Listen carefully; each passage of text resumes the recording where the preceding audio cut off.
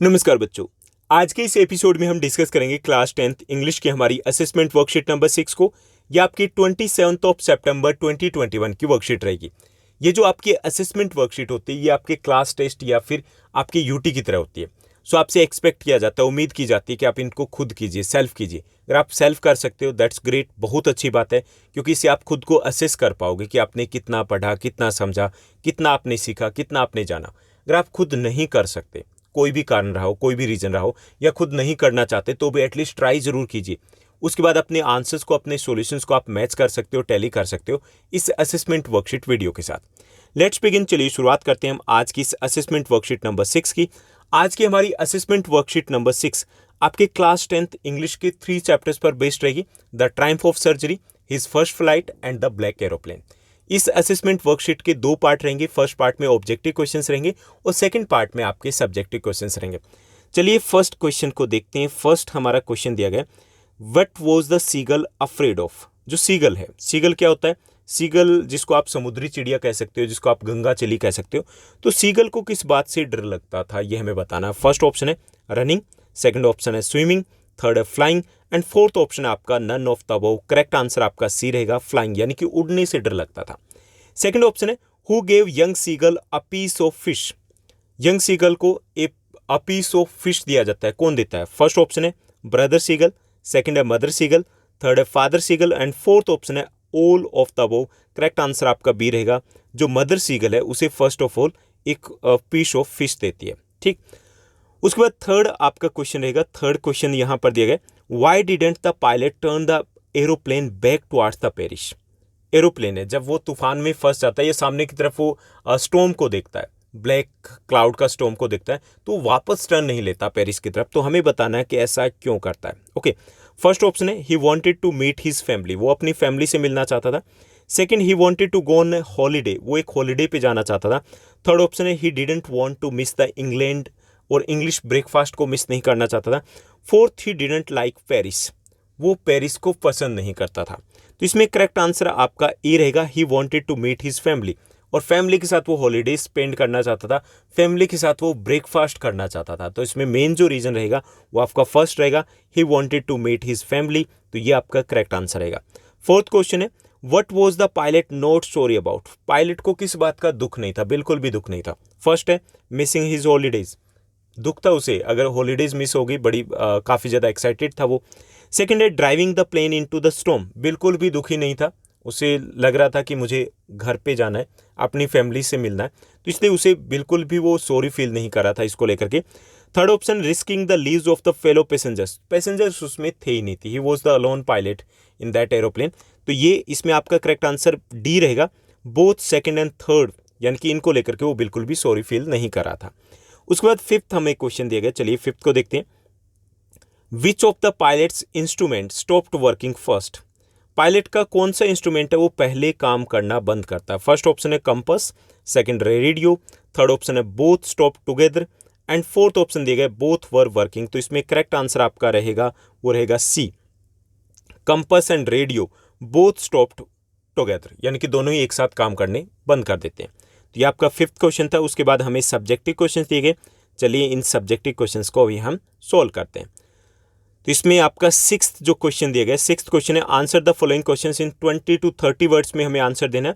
इसका first part रहेगा, how did the young seagull feel when a gust of wind below his feathers lifted him up and he could finally fly. कि जब वो finally उड़ने लगता है, हवा उसके जो फेदर्स है उनसे टकराती है, तो उसको कैसा फील होता है, उसका एक्सपीरियंस क्या रहता है, तो वो हमें यहाँ पर बताना है। Okay, the young seagull dived at the fish due to hunger, यानी हंगर के कारण वो फिश के ऊपर झपट्टा मारता है, डाइव लगाता है, and fail outwards and downwards into space, और स्पेस में वो ऊपर नीचे गोते खाने लगता है। ही थॉट ऑफ गेटिंग ड्रोन्ड, यानी कि उसे ऐसे एक बार तो लगता है कि वो डूब जाएगा, नीचे पानी में जाएगा। ही thought of getting drone but his wings spread outwards automatically, लेकिन उसके विंग्स है ऑटोमेटिकली बाहर की तरफ फैल जाते हैं। Finally he landed safely on the sea without any fear, और फाइनली वो समुद्र के पानी के ऊपर सेफली लैंड कर पाता है और उसे बिल्कुल भी डर नहीं लगता है। तो ये उसका पहली फर्स्ट फ्लाइट का एक्सपीरियंस था।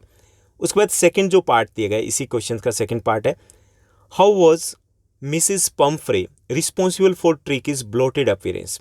ट्रिक है वो फुटबॉल की तरह गोल हो जाता है, तो उसकी इस ब्लोटेड अपीयरेंस के लिए मिसेस पम्फ्रे कैसे रिस्पॉन्सिबल थी ये हमें एक्सप्लेन करना है। Mrs Pumphrey was responsible for ट्रिकीज appearance because she didn't cut down his its food and provided him with proper exercises. यानी कि वो कैसे रिस्पॉन्सिबल थी, because she didn't cut down its food, क्योंकि वो उसके फूड को कट नहीं करती, and provided him with proper exercises, और ना ही उसे प्रॉपर वो एक्सरसाइजेस देती है। इवन आफ्टर हैरियट्स एडवाइस, हालांकि डॉक्टर हैरियट है उसको एडवाइस भी देते हैं, लेकिन she didn't do like that, वो इस टाइप का कुछ नहीं करती है। She told him that the dog seems to have no energy, और वो डॉक्टर जेम्स हैरियट को ये बताती है कि उसे ऐसे लग रहा था कि जैसे डॉग है उसमें बिल्कुल एनर्जी भी नहीं है। So she fed it more food, इसलिए वो उसे और ज़्यादा खिलाती है, and that was the main reason behind the his bloated appearance के पीछे यही कारण था। Okay, so Mrs Pumphrey was totally responsible for that one. उसके बाद हमारा नेक्स्ट क्वेश्चन रहेगा, जो 7th क्वेश्चन है, इसमें हमें 40 to 50 वर्ड्स में आंसर देने। इसका फर्स्ट आपका पार्ट रहेगा, it's adversity is an opportunity. जब भी कोई समस्या आती है तो उसमें हमारे पास अपॉर्चुनिटीज होती है, हम खुद को प्रूव कर पाएं। The author proved his this right in the black aeroplane, mention any 2 traits helped him find his way out of the storm clouds. ये जो चैप्टर है हमें ब्लैक एरोप्लेन, तो उसमें भी यही चीज़ प्रूव की गई है कि जो ईच एडवर्सिटी होती है उसमें एक मौका होता है, अवसर छुपा होता है, और हमें जो पायलट हैं, जो नरेटर हैं, ऑथर हैं, उनके 2 ट्रेड्स हैं वो हमें बताने, मेंशन करने हैं, जिसके कारण वो उस तूफान से, उस स्टॉर्म से बाहर निकल पाया था। The stormy night incident prove that the narrator was a brave man. जो स्टॉर्मी नाइट का इंसिडेंट है वो ये प्रूव करता है कि नरेटर एक ब्रेव मैन है, who didn't care about his life, जो अपनी लाइफ को लेकर के बिल्कुल भी केयर नहीं करता है। He didn't panic and manage to keep calm under the toughest time which is a commendable trait of for a pilot, कि वो बिल्कुल भी पैनिक नहीं होता, he didn't panic and manage to keep calm, और किसी तरीके से खुद को काम रख पाता है, शांत रख पाता है, अंडर द टफेस्ट टाइम, जो सबसे मुश्किल टाइम था, which is a commendable trait for a pilot, जो एक पायलट के लिए सबसे इंपॉर्टेंट ट्रेट होता है।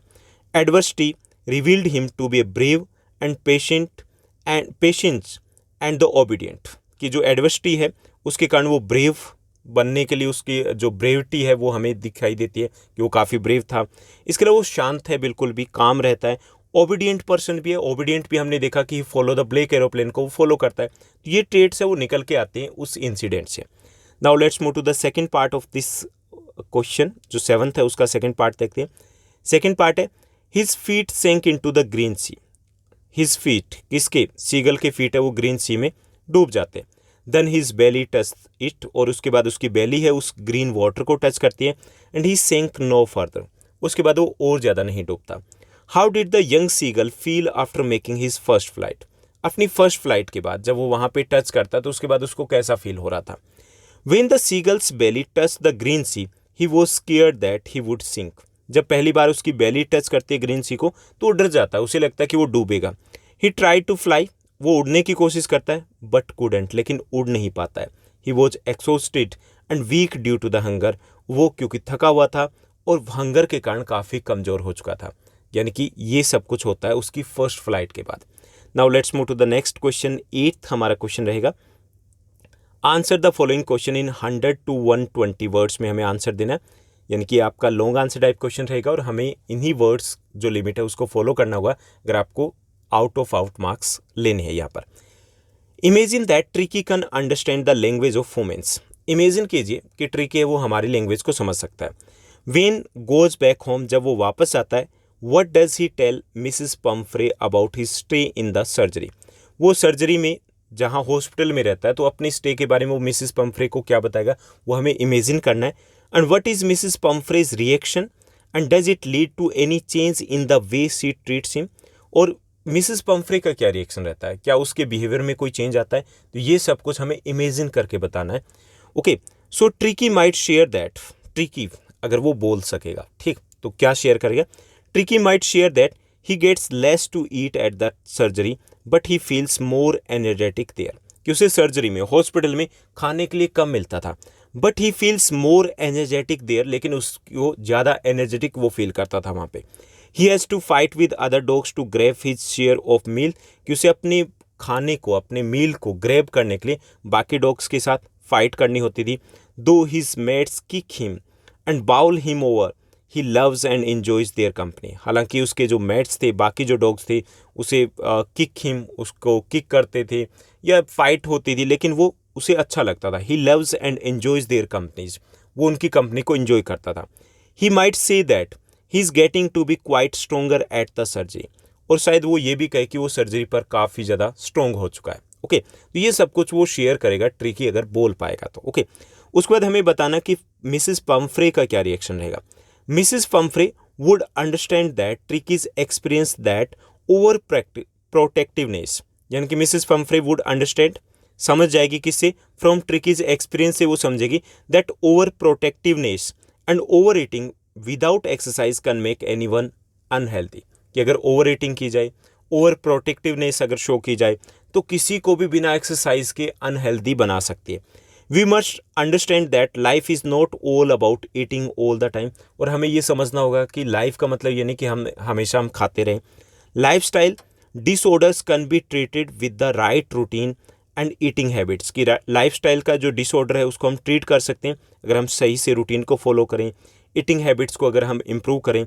She might Mrs. Pumphrey might conclude from Tricky's experience that richness does not guarantee health and happiness, और वो शायद ये भी कंक्लूजन निकाल पाएगी कि जो रिचनेस का मतलब ये नहीं होता कि हम हेल्दी या फिर हम खुश रह सकते हैं। जो हमारे पास हेल्दी अगर रहना है तो we need to follow the strict, जो हमारा रूटीन है उसको हमें फॉलो करना होगा। हैप्पीनेस तब आती है जब हम अपने को साथ रहते हैं। ओके, तो ये थी हमारी आज की assessment worksheet number 6। I hope सब कुछ आपको अच्छे से समझ में आया होगा। अगर आपको ये वीडियो, ये वर्कशीट अच्छी लगी तो इस वर्कशीट को लाइक और शेयर जरूर कीजिएगा। आज के लिए बस इतना ही। Thank you, bye bye, have a nice day.